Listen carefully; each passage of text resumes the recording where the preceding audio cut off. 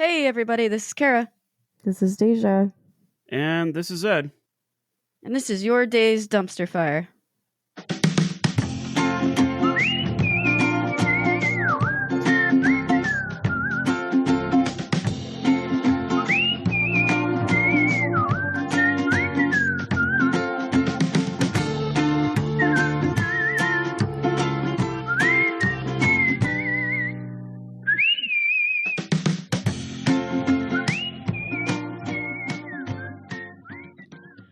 One day. Oh, What? there we go. Again. Did somebody click on it? Nope. Okay. All right. One day, we're going to put the videos up, and we're just going to be goofing around, dancing like Right. weirdos. It'll be great. It's going to be grand, especially for YouTube. It's such a catchy little tune. Yeah, it's solid. And I think you're the one that discovered it. Like, I think so. I don't remember.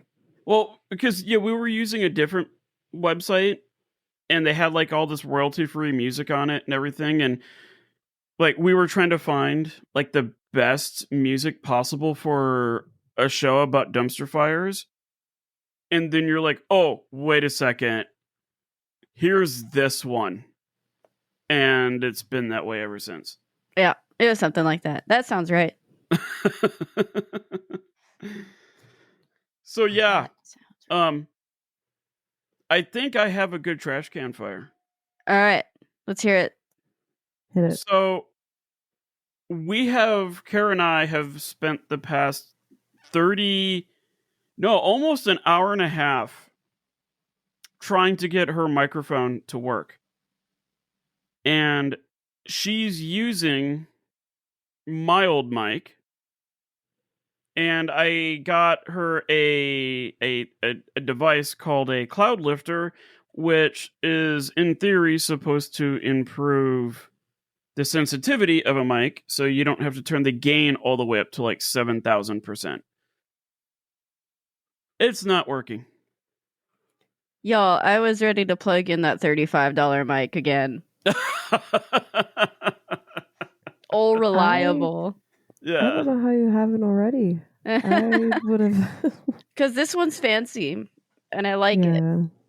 Yeah, no, I agree. Figure it out, but go crazy in the meantime. Yeah, it served my purposes very well, but I think my USB interface is very different than yours. And I think mine supports a cloud lifter, whereas Kara's may not. So we're going to have to figure out the whole interface thing. But other than that, it sounds great. Yeah, You're But now coming it's- in very clear. So Yes. good. But now Yes, it's like because 10. for those of you who have listened to our last episode, Kara sounded like she was in the bathroom yelling through two doors into the microphone in her office. That's correct. A little distant. I was literally screaming at the top of my lungs. Wait, Yeah. we're like, wait, what? slow down! I'm confused. Where am I? What am I doing? Are we talking about salmon the fish? What are we talking about? I love salmon. Not that salmon. I heard goats. Are we talking about goats? I like goat cheese. That is great. Anyway, We'll get there. speaking of Yeah, feta, we'll get there. By the time we hit episode 300, we'll have this figured out. yeah, we'll get there. In the meantime, though, I have something in my eye. In the meantime, I did promise you that I would tell you what my secret episode was going to be, and I'm going to take you back all the way back to ancient Rome. Kara's dying right now. I'm- Sorry, Yeah, everyone. her left eye or her right eye is about ready to pop out. She's about to go summon Rusty.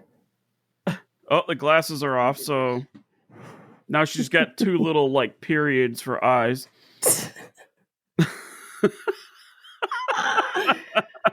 That's great. I love how cartoons do that, where they take out their glasses and their eyes are just just like- gone. Two little dots. Are we okay? We back? Yeah, I think so. Okay. You sound optimistic about it. Let's go. It's her fault. It's all her fault. This is the quiet dog, right? Yeah. Okay. The quiet dog. Quieter. Because I think I made a promise on the last one. I was going to bring in my daughter's gay parrot in Tuco Yeah. and just have both of them just honking and roaring behind me. Okay. Yeah. And Malcolm. Anyway, well, let's edit that tangent out. Whew. Anyway, all right. I'm going to take you back to ancient Rome, and today we are going to talk about the Emperor Caligula, who is an interesting human being. Not the 1979 movie. No, Caligula? Absolutely not the terrible 1979 movie that I will never watch again. It's such a waste of time. I learned a lot about humanity watching that movie when I was like 10. I'm like, oh, that's how it all works. Turns out it's not. No, we're not doing that. We're not doing that. So we're gonna start. We're gonna start with Tiberius. So we're gonna start with the guy before Caligula, the Emperor Tiberius. He had a bad time when he was emperor. He ruled from 14 till he died in 37. And from the get-go, the Senate hated him. The military didn't trust him. The people didn't like him. It was just not a good deal. He was not supposed to be emperor. I think the 2 or 3 people who were supposed to be emperor before him died under mysterious circumstances. It's fine. Eventually, he faced a lot of revolts. And on the eastern frontiers of Rome, people were rising up because they hated him. And he didn't want to deal with any of that himself. So what he did is he sent his nephew Germanicus to deal with this issue. And his nephew was actually really, really successful. He put the rebellions down. Everybody loved him. The Roman people loved him. The military loved him. And for Tiberius, this was a problem.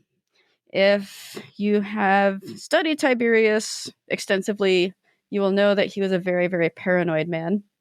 And he thought everybody was out to get him and his crown, and he could only be emperor, nobody else. So because he was super paranoid, even against his own nephew, he was afraid Germanicus was going to overtake him. And eventually, he stationed Germanicus in Germany, super far away from Rome, thinking, let's get this guy out of the way. I don't have to kill him. He's just going to be out there. It'll be fine. And unfortunately for Tiberius, Germanicus remained extremely successful, and he became beloved throughout Rome even more so. He was like a big military hero. Just everybody loved the guy. In 19, Germanicus died under strange, mysterious circumstances. A very, very popular belief was that Tiberius killed him, and it was thought to be poison, if I remember correctly.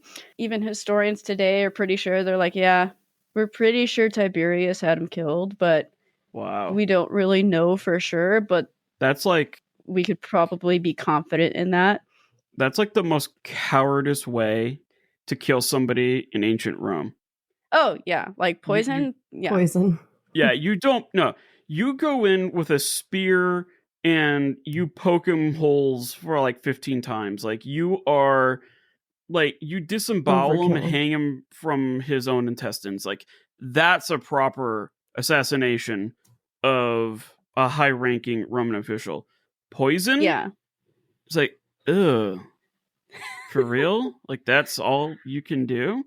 Yeah, and Tiberius was a guy too. He was like, he didn't want to do anything. So not only was he super paranoid, he didn't want to do crap. And he ended up spending most of his time in a fancy villa in Naples. And he just kind of let other people do his job for him. Oh. But he also I wish I didn't could do want that. people to take his role that he didn't want. It's very confusing. It doesn't make sense. So, Anyway, yeah, he wanted other people to do his job, but he didn't want them to take his job.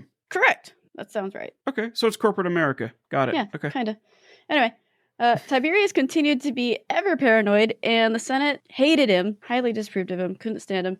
He began relying on an advisor named Sejanus that quickly took over Tiberius's job, essentially. So Tiberius is like, cool, I don't have to do my job anymore. I'm just going to give it to this guy. It's fine. Meanwhile, the Senate's like, this guy sucks.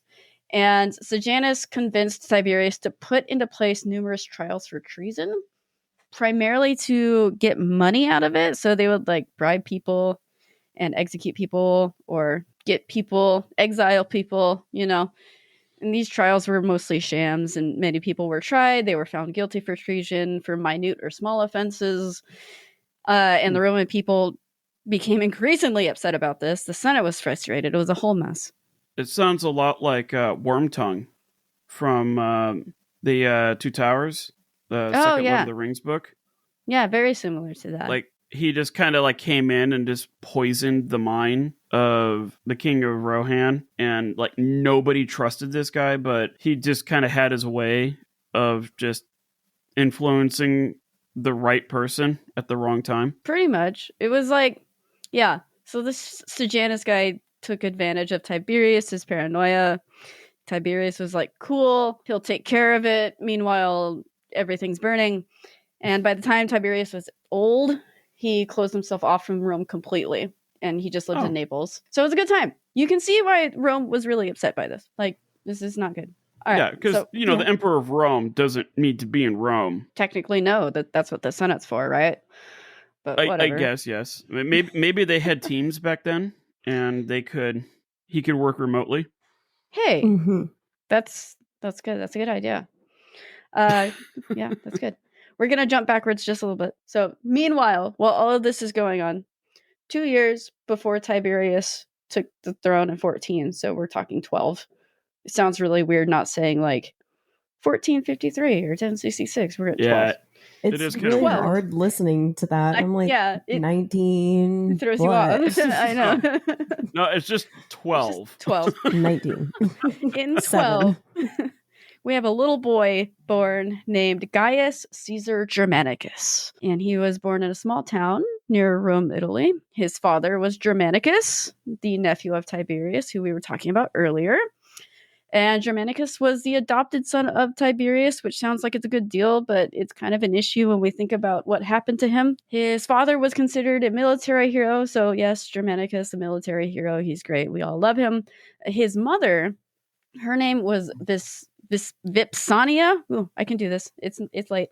Vipsania Agrippina, and she's the granddaughter of Caesar Augustus. So she was the granddaughter of the very first Roman emperor. So got a good claim to the emperor position here. All right, so our guy Gaius, he grew up in military camps while his father was on campaign. They often went to Germany, as we know. Tiberius sent them to Germany, or Germania, if you want to call it by its Latin name, as young as 3 to 5. So he would be like this little 3 to 5-year-old running around military camps. And his mom would dress him up in like really cute soldier's clothes. So he'd be running around in like little soldier boots and his little helmet. And he'd be super cute. And all of the soldiers around him in camp would start calling him Caligula. Caligula means little boots, like just cute little boots. And it's adorable. That's very adorable. He hated it. Well, that sucks. Yeah, and like nobody knows his name other than Caligula. Yeah. Which tells you a lot about Rome's PR system after he died. But but yeah, like he absolutely hated the name Caligula. Like when he was ruling, he would get super angry and frustrated, and he'd start like cursing people out, I'm sure. And he would always refer himself as Gaius Caesar. Like, that is my name. My name is Gaius. Yeah. Don't call me Caligula. It freaks me out. And, the whole thing. But considering we still call him Caligula today, that didn't work out so well for him. Yeah, it does kind of sound like a body part that shouldn't be, like, exposed in public or something. Hey, bro. Just saying. Your Caligula's hanging out. Caligula's hanging out. Your Caligula showing. Or it sounds like a disease. Like, dude, I had the worst Caligula last night. No, that sounds like an STD. Yeah, like I could barely walk. It is horrible. Well, we're gonna keep saying the word. Anyway, here we go. Yay. Even when he was really little, doctors and people around him, military officials, whatever, they were always recording something that Caligula was suffering from. He would suffer from epileptic seizures. So they would always write it down when something like this happened to him, which I think is interesting. So like the earliest record of him having a seizure was like maybe 6 or 7. Today, research is still being conducted to investigate whether these seizures would cause health issues and mental issues when he was older, which I will get into. It's actually rather interesting. And in the show notes. Well, it's interesting to note, too, that Julius Caesar, he had real bad seizures. Yeah. So, and nobody knows, like, what caused those seizures, but there were times where he had to, like, bow out of a public appearance because he was foaming at the mouth and couldn't talk and all that kind of stuff. So I almost wonder if there's maybe, like, in the Caesar line, like a epileptic genetic gene, issue somewhere along theirs that caused degenerative brain conditions. I don't know. I just find it interesting that his great uncle had bad seizures, and now here is Caligula, who is kind of a direct descendant and having the same problem. Yeah, that is interesting. Yeah. We're going to throw that phone on the floor. Yeah, good times. All right. Sorry if anybody heard my phone vibrate.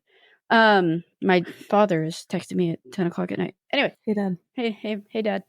When Caligula was 7, his dad left for Antioch on like some military mission or whatever, and he died there under mysterious circumstances. As we said before, probably due to poison. Historians think it was probably Tiberius.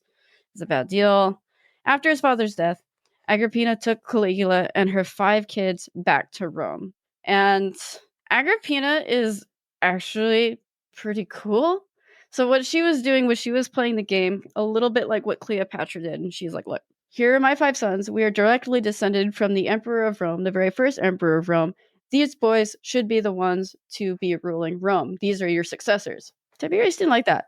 That was a no-go for Tiberius. But she did her best to put her sons up on a pedestal, and it did get her in trouble. Considering, like I said, she was the grandfather, she made a good point, but he was like, no, you're threatening my life.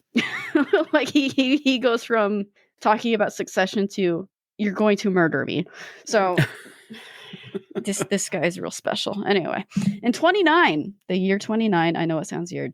The year 29, Tiberius put Agrippina and her children under exile for her, push to get her kids on the throne. And despite the complicated relationship with Agrippina, Tiberius actually took great interest in Caligula. So even though like mom was being crazy, in air quotes crazy, she's being I would say she was ambitious. Yeah.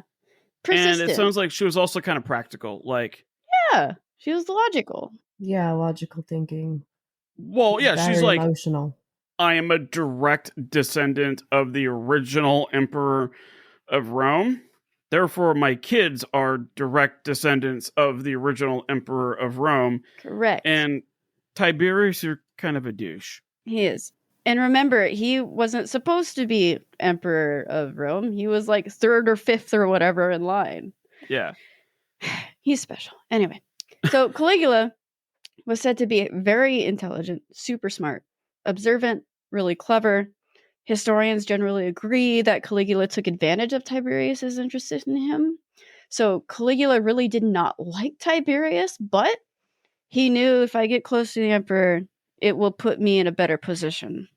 And he was smart enough to understand that he could capitalize on it, even if he didn't like him. So he actually... he's playing the game. He's playing the game, and he's playing it hard, and he was good at it. Tiberius loved this guy. Like, he was good at it. And the guy's only like 16. So Caligula was sent to live with Tiberius on his villa in Naples, off the coast. And if you actually look at it today, it's still there, and it's very pretty. Really? It's gorgeous. Yeah. Huh. I'd like to live there. Yeah, you should look at it. It's called his large imperial Via Jovis in Capri, Italy, off the south side of Naples. It's nice. You should look it up. Everybody look. I didn't put a picture in here. I'm sorry. Large villa. Sure. Word by word. In, where is it? Capri, Italy. Capris. Uh-huh. Good. Italy.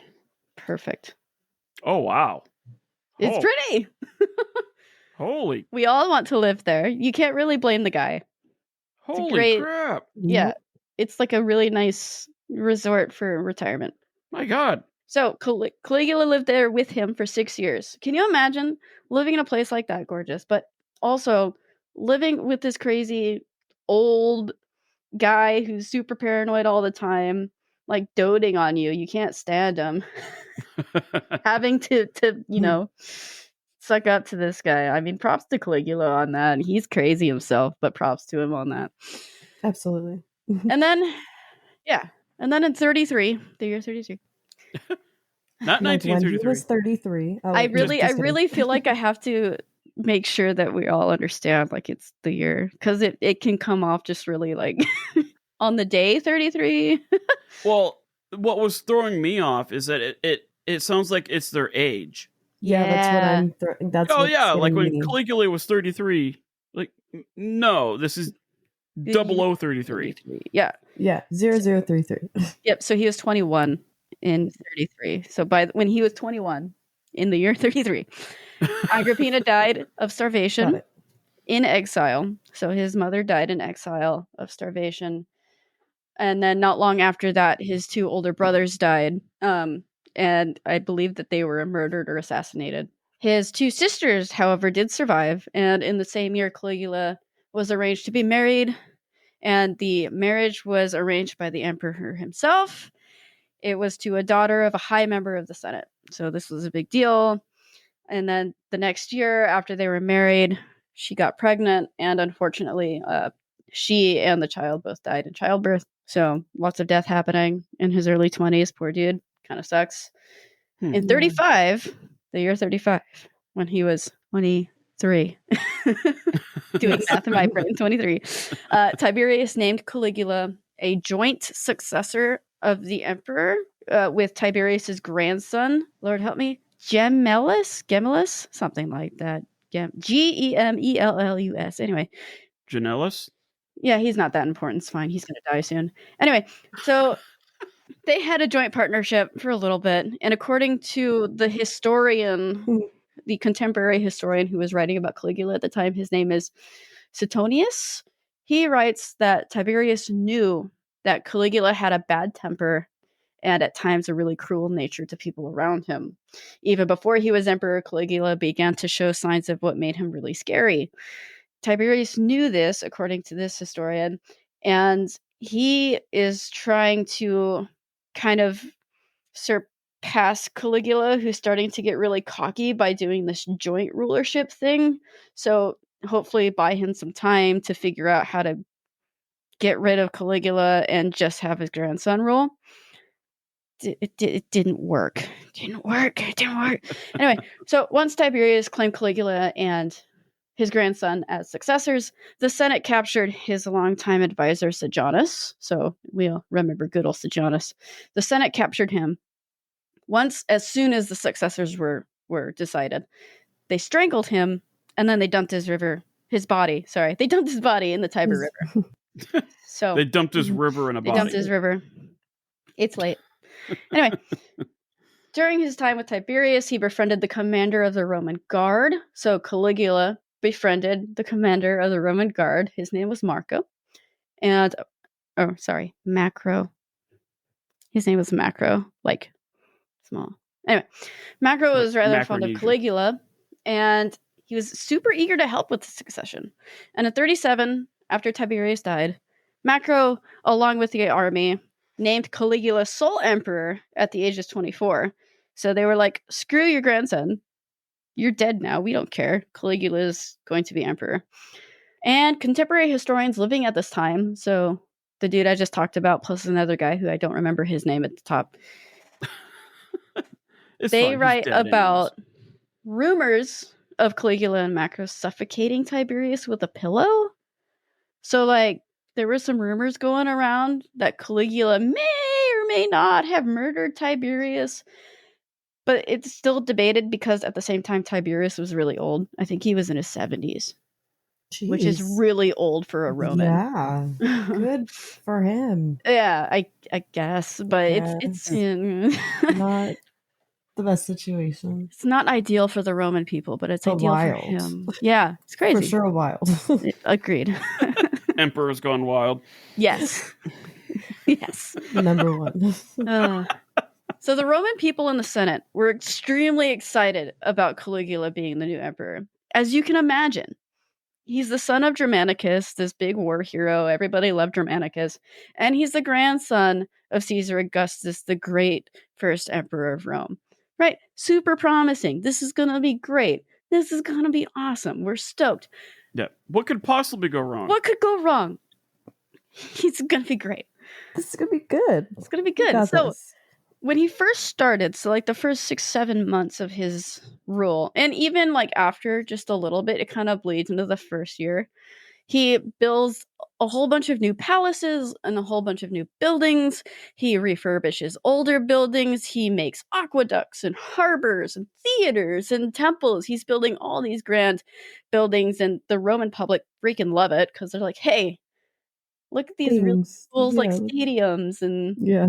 all these cool things. Like, it's great. And Well, and on top Caligula, of that, like, he actually adhered to Tiberius's will. Yeah. Yeah, for the most part, like, he honored Tiberius's will, and he's like, okay, the Praetorian guards, you're supposed to get like 200, whatever the currency was, like, you're supposed to get 250. I'm gonna double it. And Yeah, so he for took the care of whole the army. Praetorian Guard, like, he doubles up on everything. And then, like, every head of household received like 125 or something like that, like, all over the city of Rome. And what the people didn't realize is that was all coming out of the taxpayers fund. Well, then there's a problem with that too, because he also abolished sales tax. Yep. Great for the Roman people. I don't know how we're Yeah. going to pay for it. And then Oof. Caligula began holding super lavish and extravagant games for Romans to enjoy. So he loved, he's famous for this. He loved gladiator games. He loved chariot races. Those were his two loves, his two faves. So he would always hold these like grand, expensive, huge pieces of entertainment for all the Romans to enjoy, but especially for him to enjoy because he's emperor. Anyway, Caligula also brought back the people who were exiled by Tiberius and Sejanus. He burned a lot of records from the trials that they held, and he freed a lot of people from being in treason. So, I mean, we're getting going on a pretty good start. I don't know where this money is coming from, but when we're starting out, it looks pretty great. 7 months after becoming emperor, Caligula became very, very ill. Historians still don't know what the illness really was. They don't know what happened to a great extent, but they have it down to 2 leading theories. There are more theories, but these are the 2 leading ones. And they kind of work together. They think it's probably a little bit of both, but one of them is lead poisoning. So the wine that Roman royalty drank was usually sweetened by sugar and wine boiled in lead pots. And the quantity of lead is extremely high. Like, they would boil it to a point where the sugar, you could see like lead pieces on the bottom by the time they're done boiling it.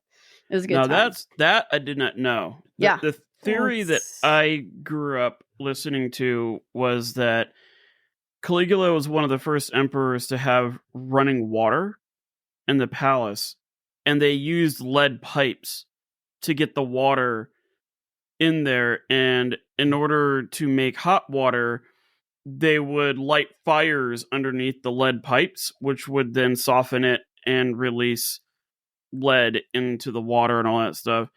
I could now see where that theory would fail, because wouldn't everybody living in that palace go crazy? Yep. But having wine in lead containers, which only he would be drinking from, Yeah, that makes a lot more sense. Yeah, and this Mhm. was always just for royalty. And they've done studies where the quantity of lead is extremely high in royal Romans, but it's very, very low in slaves or common people. Hmm. Because they can do those cool genetic studies now where they can see the different kinds of Mhm. stuff and bones, and it's Yeah. awesome. Anyway, If you want, if the listeners out there, if you want a little more detail into the whole lead poisoning thing, we do have like a 2-part series on leaded gasoline from the 1920s. And the effects of lead on the human body Oh, yeah. during that time. Go ahead and listen to that if you're interested and you want to read further or listen further. So, yeah, that's a good one. We highly suggest it. The other theory, along with the lead, is his epilepsy. So we touched on it a little bit. It is considered to be a historical fact that Caligula suffered from epilepsy. And one episode in particular that he had in 37 was especially bad. And it actually kind of lines up with the illness that is described in writings and histories. So after this episode, Caligula had a constant mood swing. He was irrational. He would laugh for like no reason, kind of like the Joker, Joaquin Phoenix laughing on the train. That was him. He had a lack of impulse control. He showed perverse behavior, hypersexuality. He was terrified by thunder and loud noises. It was really weird. And I found a super cool resource. I'm going to put it in the notes. It's on the top, actually, from the National Health Library, I think it was, where those are all signs of epilepsy and psychosis working together. And that is something that does happen with people who have epilepsy that's not controlled or treated. So they're thinking that that is a very strong contender in time as emperor. But yeah, you should check it out. The link's on top of the page here. I really do suggest you read it. It's cool. When he got like really, really ill, was there any mention of him running a fever? Not that I remember. Okay. But it's possible. I don't remember, though, truthfully. Because I do know, like, if you run, say, like a crazy fever, like 104, 105, that can really cause, like, permanent damage to the brain. Yeah. Yeah. I don't remember, but I'll look later. That's a good question. 1 year after being named sole emperor, and 4 months, I don't remember, a number of months after getting ill, Caligula had both Macro, the guy who helped him become emperor, and his co-emperor put to death. So he sent Macro to Egypt, and he promised him all these cool things, like you're going to have a really high position, you're going to have all these advisors, you're going to be living in Alexandria, and I want you to control the port there. It's going to be great. You're going to be welcomed with open arms. He gets there, and he's met with a huge military force. They capture him, put him in a prison, and execute him. Good deal. It's great. As you do. As you do. Yeah. And after that, Caligula began to gain a reputation in the empire amongst the Senate, as well as some of the people, of being a little bit off his rocker, cruel, angry, having really weird demands, and again, the mood swings. Like all of those symptoms that I listed earlier after the epilepsy thing, that. All of that. So just to kind of list a couple things that made him so fun. Caligula was a really pale guy, like super white, super hairy. He was really hairy, dude. And it's like a really weird known historical trivia party thing. Like, hey, did you know Caligula was hairy? And then if you mention a goat, it's really weird. And if you mention a goat in his presence, he'll freak out, and it's a capital offense. You could get killed for mentioning a goat in his presence because it made him uncomfortable. So he was so hairy. He looks like a Persian rug. Yeah. So don't mention goats. Just say rug. There are some words that I like lubricant. I don't like that word. I would right. Be like, get in the pen. Sorry, buddy. Moist. I could take it one step further, Deja. What about if it was moist hair? So moist isn't like a bad. I don't care, but like lubricant, or claggy, that's not my favorite. Yeah, that's not great either. I don't like discharge either, but. But yeah, for Caligula, it was goat. If you mentioned goat, he would get really upset because he would think about how hairy he is. You're welcome. He was also known to work on making himself look angry or ugly by practicing different faces and expressions in the mirror. So he would like get up in the morning, find a mirror, and be like, "How bad can I make myself look?" It was great. Like his off time- Solomon from Monster Team. Yes, exactly. Exactly. In his fun time, in his leisure time, it was said that he enjoyed spending time literally rolling in money, earned gold coins while drinking precious pearls or gemstones dissolved in vinegar. That's a fun one. Kind of like a Scrooge McDuck. That's what I do in my free time. I mean, don't we all? No. We're teachers. We do. He would also dress up in strange clothing. We just pour pennies all over the place and roll around in that. They're close enough. Melt them in some zinc. It's fine. So he would also dress up in strange clothing. He'd put wigs on. He'd wear women's shoes. He'd wear really gaudy or expensive jewelry or accessories. Like, you do you. I don't judge. I don't care. But when you're the Roman emperor surrounded by servants, and they're all looking at you in a society that's pretty much anti-woman, you're going to have a bad time. So it's like J. Edgar meets Buffalo Bill. Yes. Huh. Exactly. Yes. Interesting. Okay. Yeah. So you can imagine why people were like, this guy's a little weird. Ooh, interesting. He's making some choices. Yeah, I mean, the gladiator games are fun, but man. But the After all the RuPaul building stuff projects. is a little weird. It's like just the behavior, the erratic behavior is what's the problem. Yeah. Well, and I think At it's this point, yeah. how fast it changed. Yeah. Like, I feel like it's dime. almost like an overnight change. Like, oh, this guy is pretty cool. He's standing up for the average guy. He's building all this stuff, like, really cool.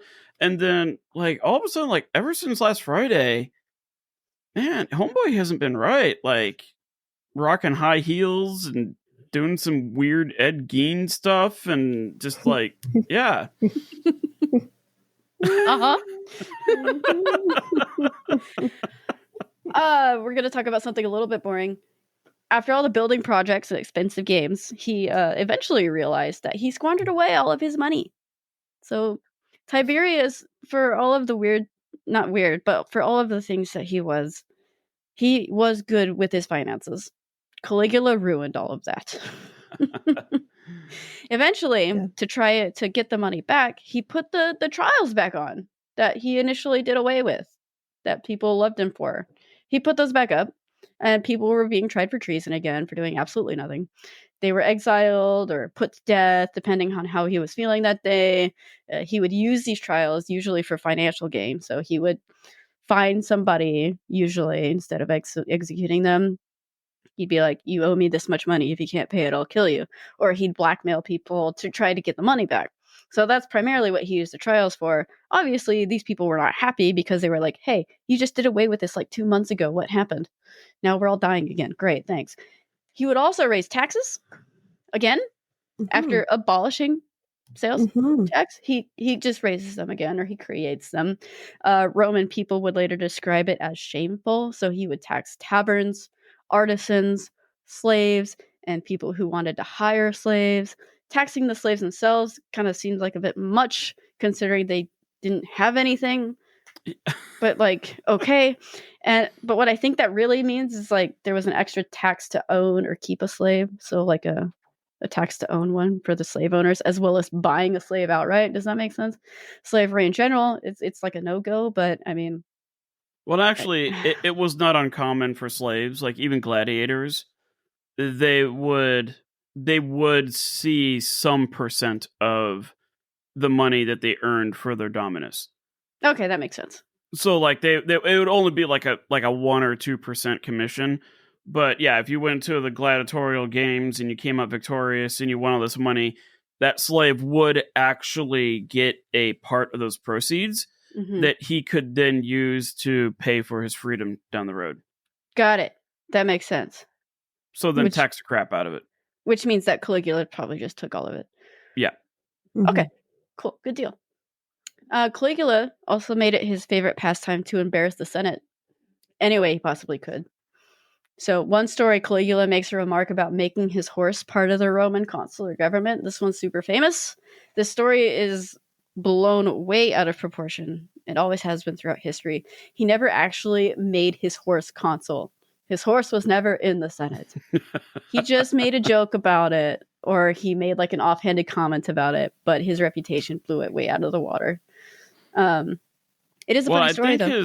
I think his taste in the Senate kind of got a little tarnished when he first became emperor, because he wanted, as the new emperor is supposed to do, you're supposed to build a monument of the old emperor. And so he went to the Senate and was like, hey, we need to make a statue for my predecessor, Tiberius. And the Senate's like, screw you. Considering... We're not doing that. And so I think he took it in stride when he was like sane, but I felt like that was like the first precedent of his experience as an emperor dealing with the Senate. But also, to be devil's advocate, the Senate really hated Tiberius, so I can't blame him. Yeah, no, like I said, I don't blame the Senate at all, but like here's this guy who, like, the Senate voted to make him like supreme commander, leader, all that stuff, but we're not going to let him build a statue. Yeah. Which kind of starts things off on an awkward footing in a way. Yeah, but then at this point, I don't think it matters. Yeah. So you have the horse joke, but then you also have like, he would force the Senate members to run at the front of his chariot for fun. Like, going a pretty quick pace on a chariot with Senate members in front of him. Like, giddy up, horsey, go. You run. It was also rumored that Caligula slept with a number of Senate members' wives. And there are some accounts... Oh, yeah. He's killing it. He's doing great. There are even accounts that of was Caligula... common. I mean, Julius Caesar, he hooked up with, like, the entire Senate. Well, yeah, but the thing is, he's just doing this at this point just to be a jerk. Just to be petty. Yeah. He's just doing it to be petty. Hence the 1979 movie. Correct. There are even accounts of Caligula forcing Senate members to fight in gladiator games, which I thought was interesting and I kind of liked. Considering he was a person who loved gladiator games and the arenas, I wouldn't be that surprised if this was true. And, you know, it's like one of those things where when you talk about Caligula, you have to take a lot of it with a grain of salt. And a lot of it is rumors or through the grapevine or word of mouth. And historians today are still trying to figure out what's true and what's not. So just grain of salt, but they're funny stories. We're going to go with it. And there's, and like any other myth or legend out there, there is a grain of truth. Like it's based on something. Granted, it could be very, very small. But if he's making senators fight in the arena, there was probably a legit situation where he's like the Joker in the Dark Knight movie, where he like snaps the pull cue and he's like, all right, you two duke it out. And, you know, one person makes it out and all that kind of stuff. Yeah, I wouldn't be that surprised if he did something like that. Yeah. It is also well known and documented that Caligula had a very close relationship with his two sisters. Like a very close relationship. When one of them died, he gave his sister like I don't remember, but like a really fancy title after she died that was never given to any other woman before. And there were rumors going around, and I think these are just rumors. Where's my banjo? I think these are just rumors, but there were rumors going around, probably started by the Senate and the Roman people, who he made extremely upset, that it was an incestuous relationship. Yeah, I was going to ask, was it like an incest relationship? Yeah, so... Because that would make sense. A lot of rumors, even throughout history, claiming that he was having an incestuous relationship with his sisters, but the only evidence historians can find to back this up is the idea that Caligula was shooting for a Hellenistic type of rule, modeled after the Ptolemy dynasty in Egypt, and we can confirm that was very very confusing. Very confusing to follow that family line. Where the whole family tree looks like the Olympic symbol. Pretty much. Yep, they're a straight line. Yeah. For 2 days for me after trying to figure it all out. Oh, yeah, it's a good time. Check out the Cleopatra's episode 3. Yep. But that's the only thing historians can find to really back that up. So that one's probably not true and just propaganda. In the summer of the year 39, not when he's 39, the year 39, Caligula ordered his men to create a bridge across the Bay of Naples out of different boats from two sides of Italy and like some other place. And it's about 3 miles long. Okay, so he made a giant bridge out of boats that was 3 miles long. Yep. That's impressive. That's awesome. The weird thing is that he rode his beloved horse in... The consul horse. Yes, the consul horse. In English, his name is Swift or Swifty. So for our younger female listeners out there, you're welcome. And so he rode his lovely horse that he loved so much from one end to the other. And then the next day he rode back with his chariot accompanied by soldiers and his personal guards. So he made a big show out of it. So he went from one end to another for no reason, gets his guys, comes back, and he's wearing like a really fancy breastplate. It's gold just for the occasion. And he's trying to look like Alexander the Great going across this giant bridge, and a huge crowd of people come and watch this great display.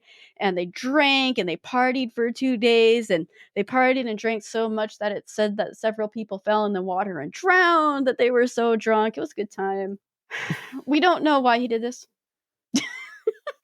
Like, the motivations are just, they're even still today, they're being debated as to why he did this. He did do it. It has been confirmed that he did do this. We just don't know why. One theory is that Caligula wanted to disprove a prophecy that was going around Rome, that he had no chance of becoming emperor, just as no emperor riding a horse could cross the bay or something in that nature. And so there's that theory.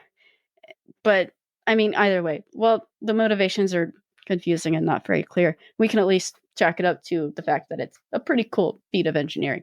In late 39 or early 40, Caligula had a desire to go to Germania and the surrounding areas, which is now present-day Europe, just as his father did. At least that's what we think he wanted to do. Maybe. We think that's why he wanted to go to Europe. Anyway, he also wanted to expand the Roman Empire into Britain. We do know that was something he wanted to do. He marched his army to Gaul, which was France, and arrived on the shores of the Upper Rhine River. Pronounce it how you want.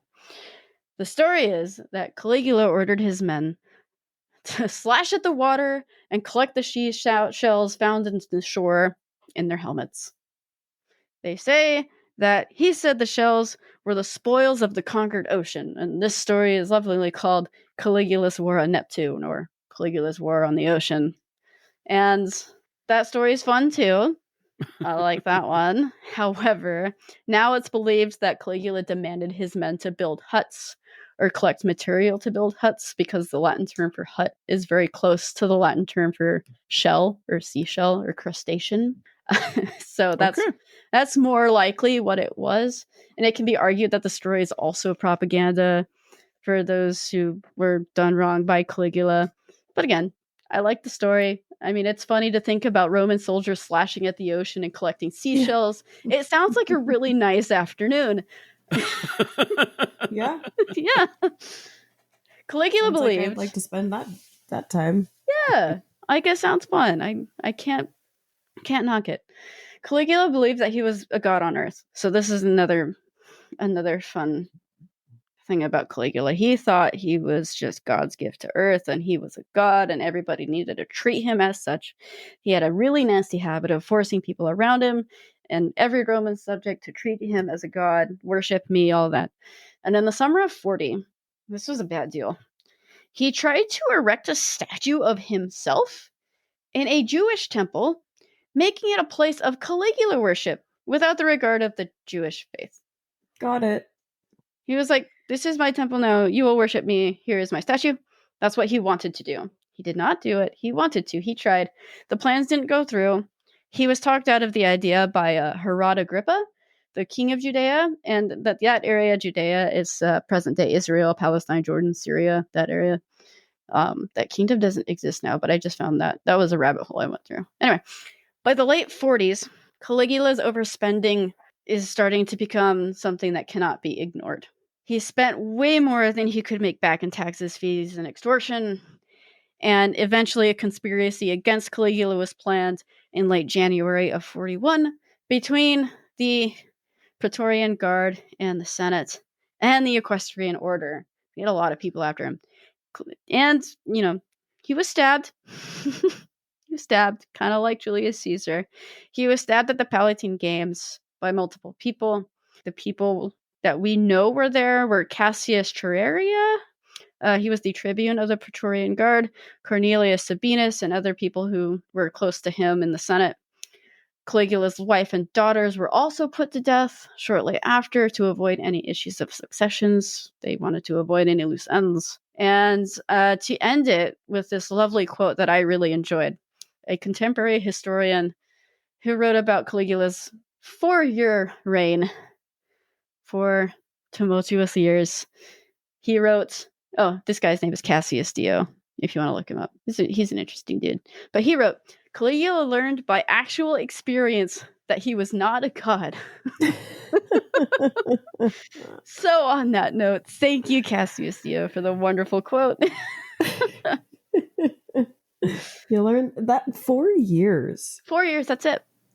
That felt like I went through Salman Rushdie's entire life plus the history. Plus some. Yeah. I feel... How do you... 4 years. That's wild. I know, dude. I think you're on mute. Yep. You pulled a Deja. There we go. Yeah, there you go. I felt like that was a rather interesting, tumultuous 4-year time period. Yeah. Yeah. It was actually fascinating to look at all of the different weird things about him. Because I knew he was going to be like outlandish. Because you hear the stories, right? Oh, he named his horses council and he built this giant bridge and went across it 1 billion times on his council horse. But you get into the epilepsy and you get into all the nitty gritty. I didn't know about how he tried to put his statue up in a Jewish temple. I had no idea that happened. That's wild, right? That's wild stuff right there. That's horrible. Well, and on top of that, it's generally considered like a faux pas to erect a statue of yourself while you're still alive. Right. Yeah. Generally speaking, you die and then they make a statue. Someone else makes you into a statue. It's Oh, yeah. like giving yourself your own nickname. Yeah. You don't. Yes. He was so full of himself. Well, wild. Yeah, he sure was. And to kind of put it into context here, the Praetorian Guard was the one that killed him. That would be equivalent to today the Secret Service killing the president. That's what the Praetorian Guard was for, was to protect the palace, protect the emperor and the family and all that stuff. So for the Praetorian Guard to turn and do something like that, that would be the equivalent to our Secret Service going after our own president. Yeah, it was a member of the Praetorian Guard, a member of the Senate, and a member of I remember the cavalry, if you will. Yeah, the Equestrian Order. So it's like a House of Representatives for... Yeah, it's like a member of the Senate, a member of the Secret Service, a member of the military, like the Marines or something. It's just so bad. Great. It's so bad. Vote who's gonna be the chosen one. Well, I think it was more like a Julius Caesar issue where everybody had a knife. Let's just go at him. Let's just do this. Let's just let's just do it. But and to me, when I hear Caligula's wife and daughters, they were also put to death. This has a very what is it? Was it Nicholas Romanov, the last Tsar of Russia? Oh yeah. In 1917, during the Bolshevik Revolution, Lenin's cronies basically told the whole Tsar family that they're going to go down to the basement and take a family portrait, and instead of taking out a camera, they all pulled out machine guns and mowed down everybody for 30 minutes straight. Nice. Yeah. It's one of those things history repeats itself. You'd think. Yeah. But that's crazy. Yeah. That's a good one, Kara. You're welcome. I like how this is the palate cleanser. Hey, And then he got stabbed. And then his Multiple wife times and multiple children people. got killed. And his kids. Yeah. No, but this was kind of like I don't know, when you're like, now we're gonna get into the boring stuff. I was like, wait, this is kind of juicy though. Like, Like this the is taxes boring? and the Like, finances. I'm That like, is wait, great. hold on. Like, Ooh, this is he kind of wild. overspent. Like, this is like some serious C-SPAN action going on here. I'm like, wait, what else did he do? Tell me more. Yeah, it's great. That was good. That was good. Thanks, dude. And Kara, you and I were talking earlier today, like how it's really, really funny how you take something that happened just 50 years ago that's absurd, that is crazy, and it's almost like, yeah, too soon. Like, we really Yeah. can't joke about that. But if we go back 2,000 years Yeah, then it's easier. and we find a guy who did the same exact stuff, maybe even a little more over the top, that stuff's funny. That is hilarious. Right? Like, he's a really hairy guy looking at himself in the mirror and making stupid faces. How can you not laugh at that? Probably Yeah. wearing women's shoes and Wearing, really like, gaudy really earrings. flashy jewelry. Yeah, I'm just thinking of like these big chunky circle earrings that his lobes are like 3 Yes. inches long because they're so heavy. Yes, exactly. Or he's standing in front of a mirror, just wearing like a robe, like all Buffalo Bill Ugh. like, and He's like, this is what my statue will look like in the temple.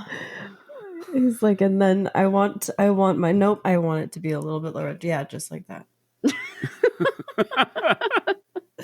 You guys can't see me, but yeah, as I he's did the whole yelling at thing. somebody to put lotion on. Like,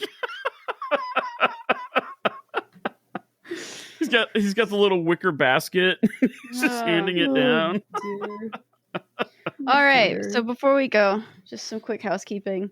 If you have an episode idea or a trash can fire, or you just want to say hi, you can visit our website at thedaysdumpsterfire.com and send us a message there. You can also email us at thedaysdumpsterfire@gmail.com, or you can message us on Instagram. Either way, we don't care. Come say hi. We would love to hear from you. If I forgot what I was going to say. If We're just going to go with if. It looks like a fun movie. I can't wait to see it. Do you guys have anything?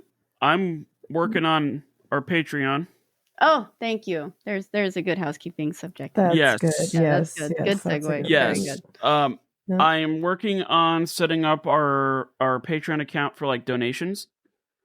So, it's not one of these things like I'm going to set it up where you're going to be restricted to certain episodes and unless you give us money. No, like basically it's going to be set up as a donation. If you like what we're doing, want to support what we're doing, you can opt to, pay Donate what you to the can when you pod. can, as often as you want. Yeah, if you want to throw us like $10,000 starting, I mean, we can figure that out. Yeah, maybe So- it'll help with my mic issues. Just, like, Probably subtly- yes, most definitely. Subtly But throw 10 grand. I was just, yeah, it's fine. yeah, no, I'm currently working on that. I have no idea what I'm doing, so that will eventually pop up at some point in time. Sweet. Yeah, Sounds and good. I I also don't know have that. anything. Okay, cool. I also know that we're trying to get YouTube up. Yes. Yeah, no, that's they Yeah. changed that around, so I'm working on that. that's a little weird. Yeah, that's okay. Ed, what do you got in the pipeline? I know you're next. So I've been kind of racking my brain here, but I'm really intrigued into, because we're teaching the Age of Exploration for history.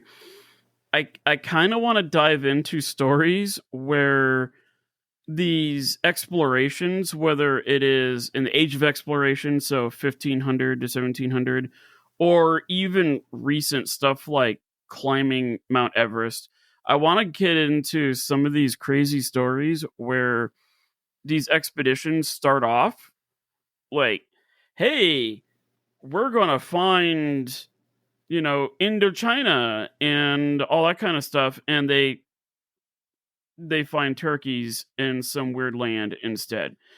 And I kind of want to dive into the idea of the botched exploration. Sweet. Because if you really think about it, like, these guys had to really, really plan. Like, you hop on these wooden sailing ships and you're committed for like the next 6 months to a year. Everything goes wrong 9 times out of 10. As soon as they pull anchor and they're heading out, their boat sinks. So that's kind of what I want to dive into. I would kind of want to. I don't know which botched exploration I want to get into. I don't know if I want to do something more recent, like these guys that tried to find the North Pole or the South Pole, so they could put like a flag down and said that they landed there, only for the wind to blow the flag out of the ground and nobody can find it ever again. Yeah, it's a good time. Yeah. Or if I want to do something more like Age of Exploration, where these guys try to set out to find the new world and they find the wrong world.